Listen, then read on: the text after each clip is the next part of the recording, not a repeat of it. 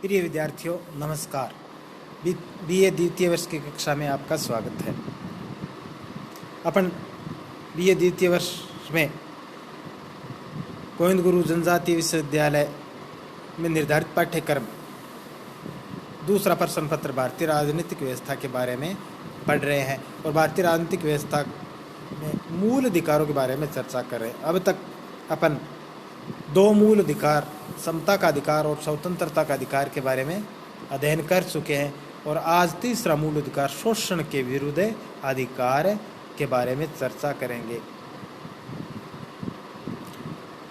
मैं पहले ही बता चुका हूं कि भारतीय संविधान में वर्तमान में 6 मूल अधिकार है।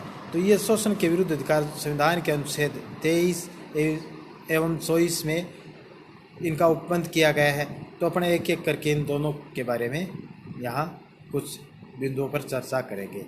संविधान के अनुच्छेद 23 में 2 बातों की गारंटी दी गई है।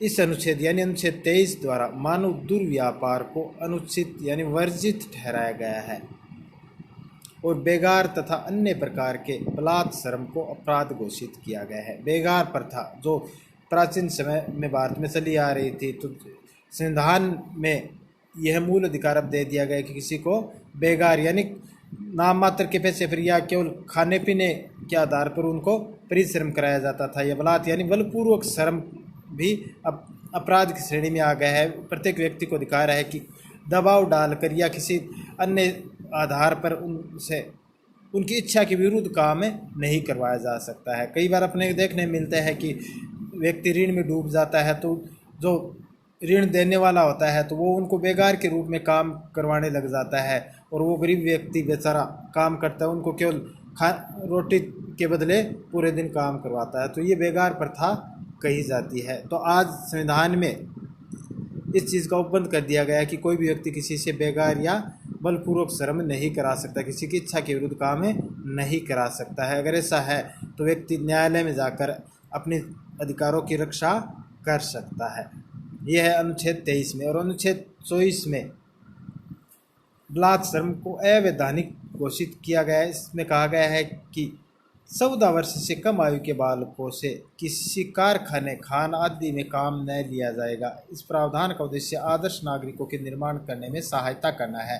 अनुच्छेद 24 में 14 वर्ष से कम आयु उम्र के बालकों को किसी कारखाने या उद्योगों में काम करने पर प्रतिबंध लगाया गया है ताकि उस मासूमियत जीवन को वो सही जी के अपनी पढ़ाई कर सके। यानी एक आदर्श नागरिक शिक्षा के माध्यम से बनता है। और जब व्यक्ति छोटी उम्र में ही काम करने लग जाता है तो उनको पढ़ने का अवसर नहीं मिलता। इसलिए संविधान में यह मौलिक अधिकार दे दिया गया है कि 14 वर्ष से कम आयु के बालकों को किसी कारखाने या खदानों में काम नहीं कर लिया जाएगा। तो इस प्रकार अगर कोई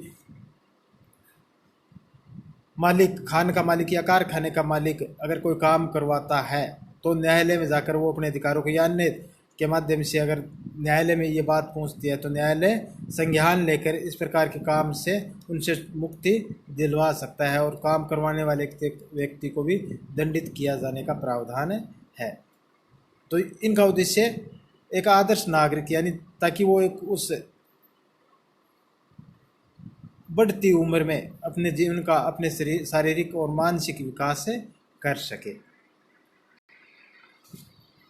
अगला है धार्मिक स्वतंत्रता का अधिकार, जो अनुच्छेद 25 से लेकर संविधान में उपबंध किया गया। लेकिन इससे पहले अपन अनुच्छेद 29 और 30 की भी चर्चा कर लेती है। उनको धार्मिक स्वतंत्रता का अधिकार को बाद में विस्तृत रूप से पढ़ेंगे। तो अनुच्छेद 29 और 30 में संस्कृति और शिक्षा संबंधी अधिकार का प्रावधान किया गया है। संविधान के अनुच्छेद 29 के अनुसार भारत के राज्य क्षेत्र अथवा उनके किसी भाग के निवासी नागरिकों के किसी अनुभाग को जिसकी अपनी विदेशी भाषा, विशेष भाषा, लिपि या संस्कृति है उसे बनाए रखने का अधिकार होगा। यानी अनुच्छेद 29 में प्रत्येक व्यक्ति को अपनी भाषा, लिपि और संस्कृति को बनाए रखने का अधिकार है, वो उनका प्रचार प्रसार भी कर सकता है। अनुच्छेद 30 में विभिन्न अल्पसंख्यक वर्गों को अपनी रुचि के अनुसार शिक्षा संस्थानों को स्थापित करने, उनके प्रशासन का अधिकार दिया गया है।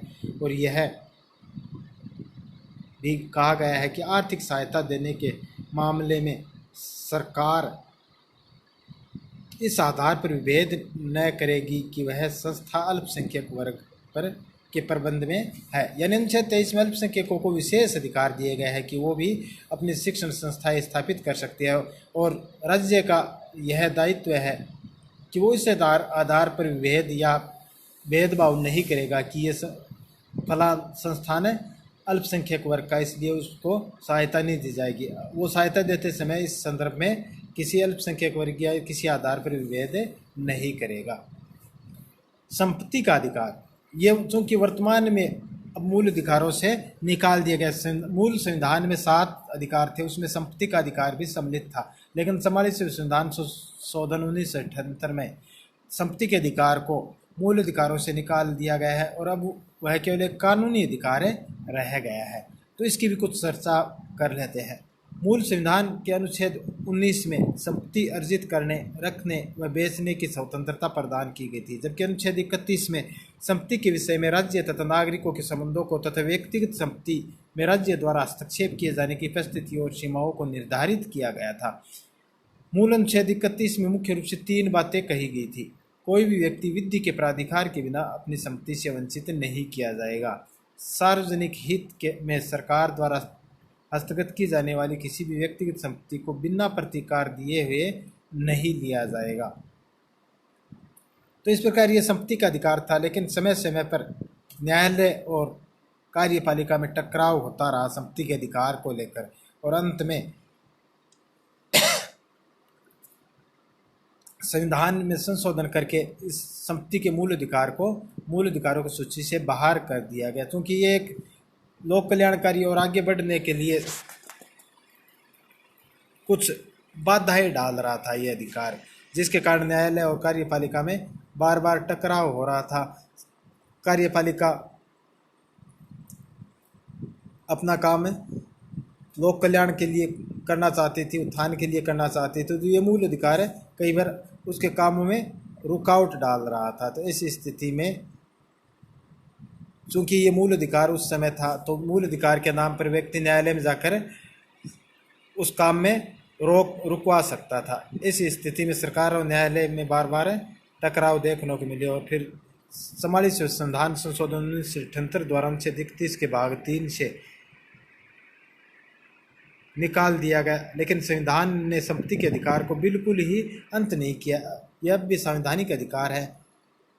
44वें संशोधन द्वारा संविधान के भाग 12 में संपत्ति के अधिकार शीर्षक के अधीन एक नया अध्याय 4 जोड़ दिया गया।